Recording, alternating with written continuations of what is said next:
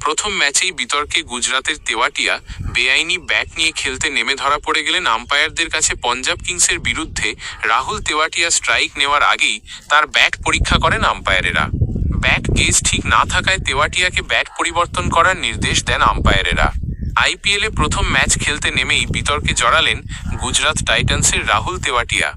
বেআইনি ব্যাট নিয়ে খেলতে নেমে ধরা পড়ে গেলেন আম্পায়ারদের চোখে। ব্যাট বদলাতে বাধ্য করা হয় তাঁকে। মঙ্গলবার পঞ্জাব কিংস ম্যাচে ওয়াশিংটন সুন্দর আউট হওয়ার পর ব্যাট করতে নামেন তেওয়াটিয়া। তার হাতের ব্যাটটি দেখে সন্দেহ হয় আম্পায়ারদের। তিনি স্ট্রাইক নেওয়ার আগেই ব্যাট পরীক্ষা করেন আম্পায়ারেরা। ধরা পড়ে যায় ব্যাট গেজ ঠিক নেই।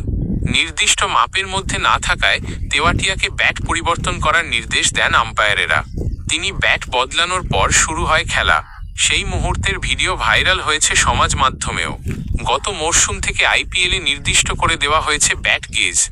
নির্দিষ্ট মাপের বাইরের ব্যাট ব্যবহার করতে পারেন না ক্রিকেটারেরা।